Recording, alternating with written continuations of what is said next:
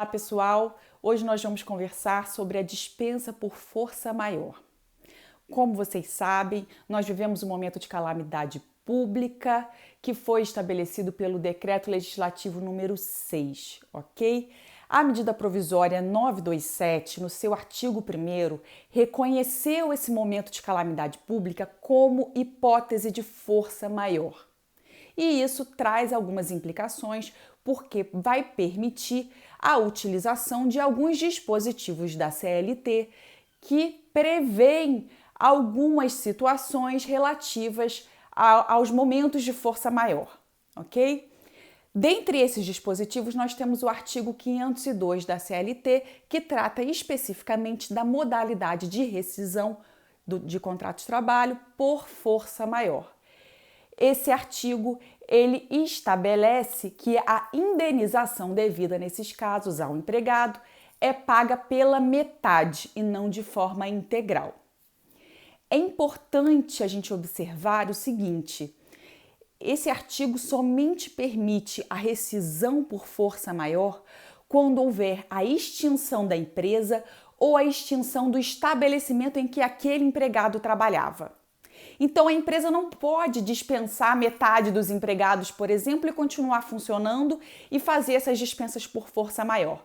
Se a empresa não fechou as portas ou se ela não encerrou as atividades em algum estabelecimento específico, esses empregados têm que ser dispensados de forma imotivada, normalmente sendo pago a indenização de forma integral.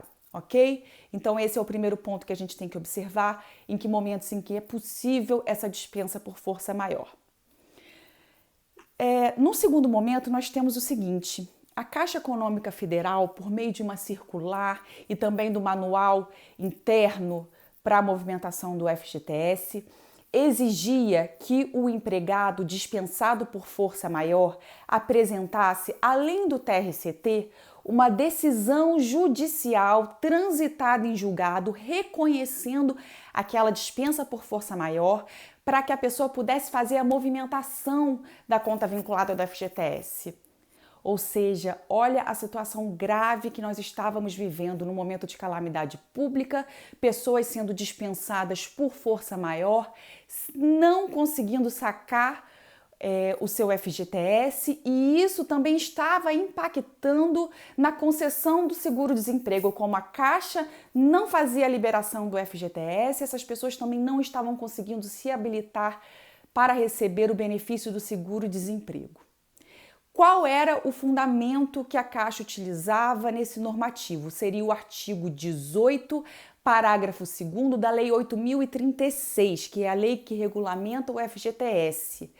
Esse parágrafo 2º diz o seguinte, que quando ocorrer a despedida por culpa recíproca ou força maior reconhecida pela Justiça do Trabalho, o percentual devido será de 20%. Só que, como vocês podem ver, esse dispositivo nada fala de movimentação da conta vinculada do FGTS.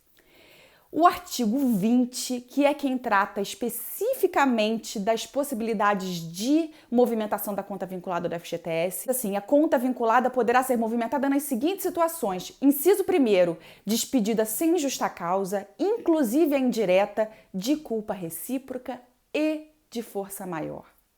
Então, a lei é clara no sentido de que o empregado tem direito a fazer a movimentação, a fazer o saque do FGTS quando dispensado por força maior. Diante disso, diante dos inúmeros questionamentos que começaram a ocorrer, a Caixa Econômica, no dia 28 de abril, editou uma nova circular, um novo manual para saque do FGTS e deixou de fazer essa exigência, ok? E eu acho que foi muito bem alterado, porque é uma situação muito grave nós termos essas pessoas já dispensadas num momento tão difícil, né? E sem o recebimento sem poder sacar, sem poder movimentar a conta do FGTS, que é justamente um valor utilizado para que a pessoa possa se manter nesse momento, tá certo? E consequentemente, a pessoa também vai conseguir se habilitar posteriormente no seguro-desemprego, ok? Aqui no nosso Instagram, nos destaques, nós temos o passo a passo, tanto para que você possa fazer a solicitação do seguro-desemprego online, tanto para que você possa fazer o saque do FGTS de forma digital, ok? Uma boa tarde a todos!